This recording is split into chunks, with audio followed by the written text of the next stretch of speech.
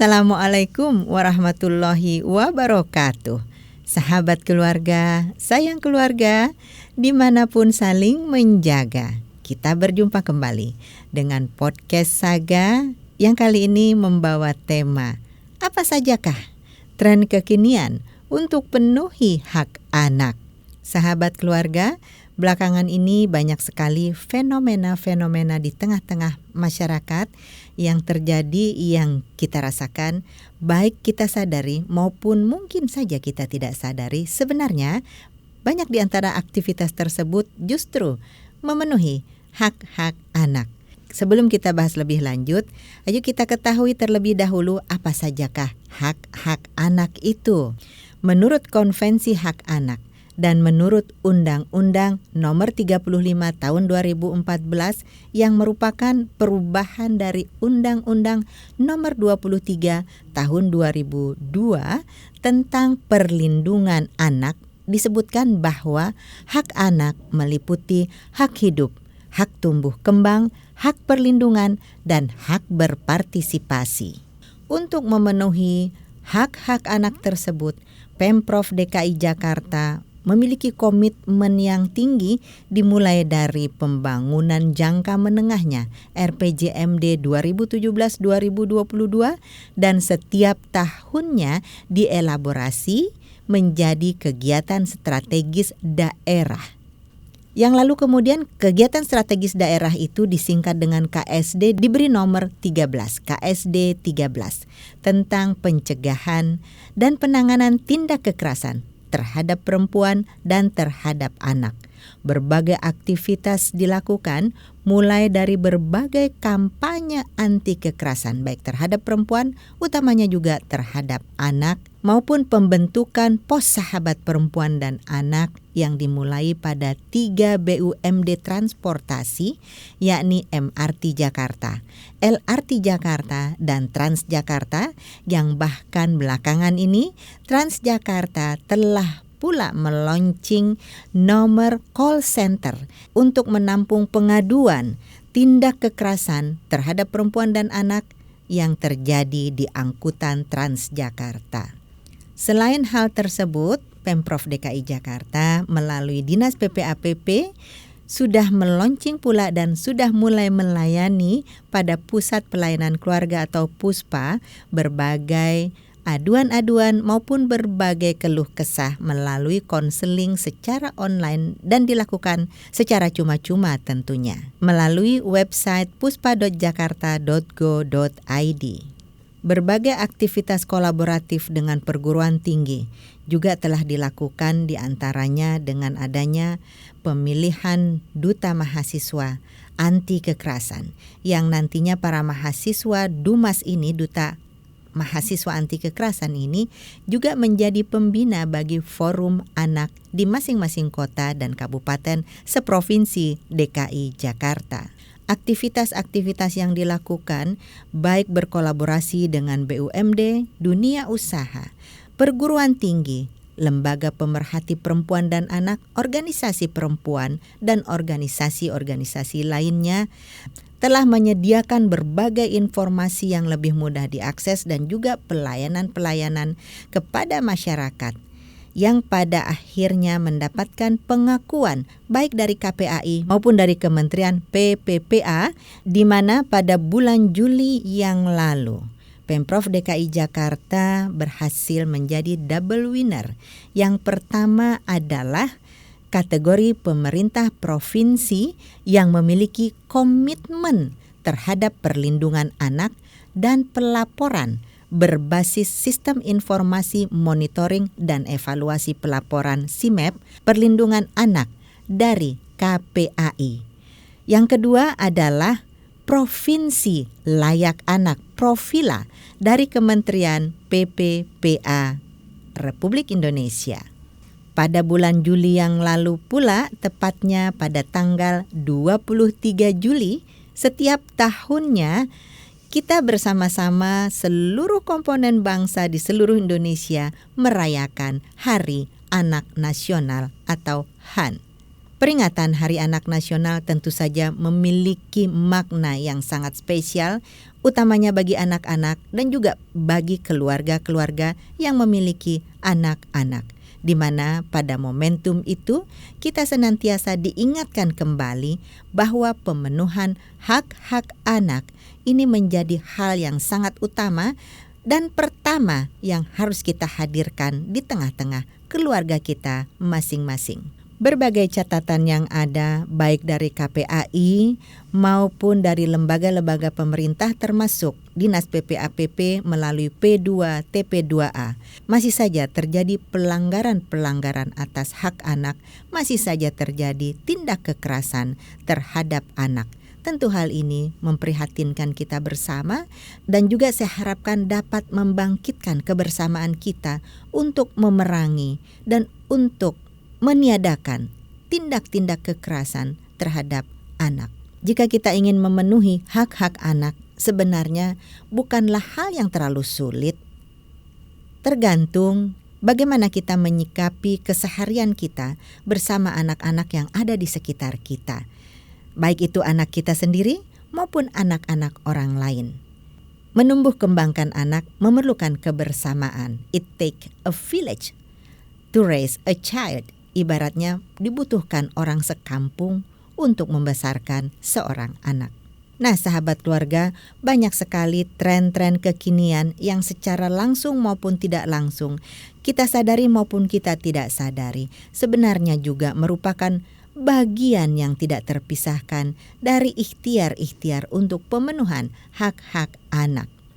Di antaranya yang dapat kami sebutkan di sini adalah tren staycation, kemudian tren membawa bekal kembali, kemudian tren pemberian nama yang unik menarik, serta tren Citayam Fashion Week.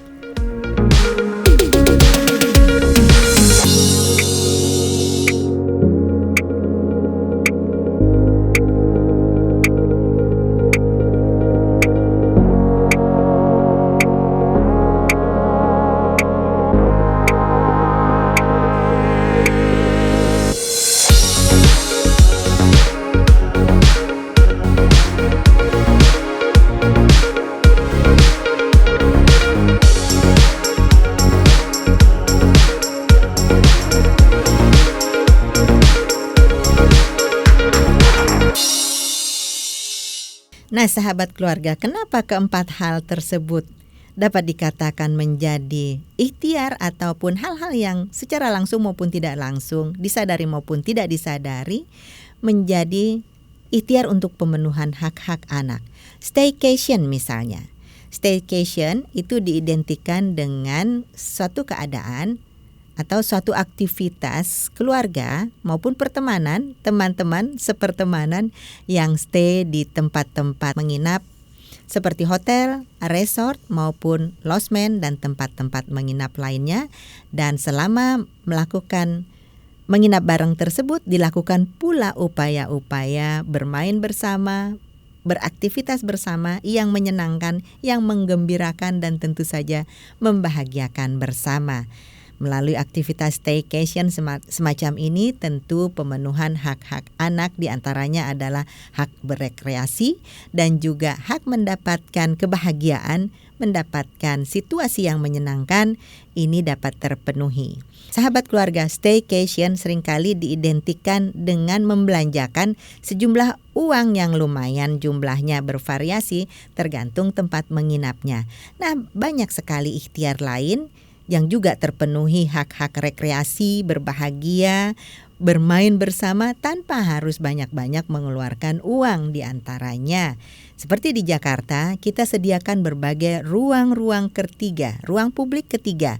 Ada taman-taman kota yang menarik, yang indah, yang sejuk. Ada juga hutan kota, ada ruang publik terpadu ramah anak RPTRA yang tersebar di 324 lokasi di Provinsi DKI Jakarta.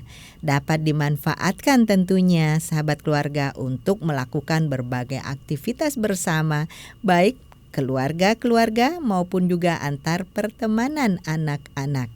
Di sana tersedia berbagai Fasilitas diantaranya ada buku-buku bacaan, perpustakaan kecil, dan juga ada tempat permainan-permainan, ada bahkan lapangan futsal, ada juga yang menyediakan lapangan badminton, lapangan tenis meja, dan berbagai lapangan olahraga lainnya. Di samping itu tentu tersedia ruang-ruang untuk berkreasi, dapat dilakukan aktivitas bersama, misalnya belajar menari bersama, bahkan bernyanyi bersama-sama. Jadi sahabat keluarga, untuk memenuhi hak anak tidak harus mahal. Bahkan tanpa biaya sedikit pun juga dapat kita lakukan. Banyak sekali pilihan-pilihan tempat tanpa harus mengeluarkan biaya. Nah, sahabat keluarga, untuk memenuhi hak anak, terutama untuk berekreasi, untuk bergembira bersama, bermain bersama, tidak harus semuanya dengan mengeluarkan biaya. Banyak sekali pilihan-pilihan lokasi yang dapat didatangi, yang tanpa harus mengeluarkan biaya namun juga dapat menikmati suasana rekreasi dan kegembiraan bermain bersama. Yang kedua adalah tren membawa bekal kembali. Membawa bekal untuk anak-anak dulu zaman saya itu merupakan sebuah keniscayaan, merupakan sebuah keharusan. Namun kemudian tren ini sempat menghilang karena adanya kantin-kantin di sekolah. Karena tersedianya berbagai warung, restoran cepat saji, dan juga kantin-kantin di mana-mana saja, terutama di lingkungan sekolah. Nah, begitu di era pandemi 2 tahun ini, kemudian para orang tua kembali ngetren untuk membekali anak-anaknya ke sekolah dengan bekal yang dibuat sendiri dari rumah. Di samping higienis tentunya, tentu saja menunya bisa dibuat beragam dan juga disesuaikan dengan selera anaknya masing-masing. Sahabat keluarga, tren untuk memberikan bekal ke sekolah kembali dengan sajian yang lucu-lucu, yang menarik, yang membangkitkan selera makan anak, ini juga salah satu bentuk pemenuhan hak anak, hak gizi, hak tumbuh kembang, hak sehat bagi anak-anaknya. Sejalan dengan membawa bekal tersebut, tentu juga mesti dilengkapi dengan membawa air minum yang dapat dibawa melalui tumbler. Tren membawa tumbler ini sudah merupakan sebuah keharusan. Di samping kita puasa plastik, juga membawa tumbler ini akan lebih baik untuk anak-anak kita. Di mana dengan membawa tumbler ini kita mengurangi limbah plastik, sekaligus juga bisa menyediakan minuman yang langsung dapat diminum oleh anak kita ketika dibutuhkan. Saat ini koleksi tumbler juga bermacam-macam, tergantung usia anak. Tentu saja dari yang namanya anak mulai dari usia 18 tahun ke bawah. Sehingga pada usia-usia masih TK dengan usia SMA, tentu tumblernya bisa disesuaikan. Nah, sahabat keluarga, dengan membawa bekal ke sekolah di samping pemenuhan gizi, higienis, dan juga ragam menu yang sesuai dengan selera anak, tentu saja kegiatan ini dapat meningkatkan keeratan, kelekatan, bonding antara orang tua dengan anak-anaknya. Di mana ketika bonding ini lebih meningkat lagi, maka kehidupan keluarga, kehidupan anak, dan seluruh anggota keluarga yang ada akan menjadi lebih baik, lebih bahagia, dan lebih sayang menyayangi satu dengan yang lainnya. Orang tua dengan anak, anak terhadap orang tua, dan sesama anak-anak tentunya. Sahabat keluarga, tren yang ketiga adalah tren pemberian nama yang unik, menarik, dan menyenangkan si anak itu sendiri serta menyenangkan orang lain yang membaca nama tersebut tentunya. Pemberian nama kepada anak ini merupakan salah satu pemenuhan hak di mana hak identitas itu perlu untuk diberikan kepada anak melalui pemberian kartu identitas anak. Nah, di dalam kartu identitas tentu perlu ada nama anak, bukan? Nama anak ini tertulis di kartu identitas saat ini banyak sekali yang sangat kreatif, menarik, unik, dan juga menyenangkan untuk dibaca. Nah, sahabat keluarga, jangan sekali-kali memberi nama yang berakibat tidak menyenangkan bagi si anak jika dipanggil dengan nama itu. Adapun nama-nama unik, menarik, dan juga kreatif, ini diantaranya seperti Senja, Lembayung, Rinjani, Rimbun, dan sebagainya yang secara harfiah pun mengandung makna yang baik. Berilah nama anak-anak kita dengan sebutan dan juga arti yang baik-baik tentunya. Karena pada dasarnya nama bisa menjadi doa orang tua kepada anak-anaknya.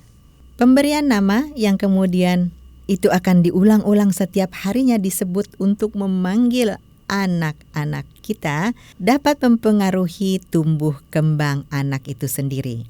Sahabat keluarga, walaupun di dalam konvensi hak anak dan di dalam undang-undang formal kita tidak mengatur bagaimana cara pemberian anak, namun hendaknya sebagai orang tua kita yang bijaksana dalam memilihkan nama, dalam memberikan nama, juga panggilan-panggilan untuk anak-anak tersayang kita semua.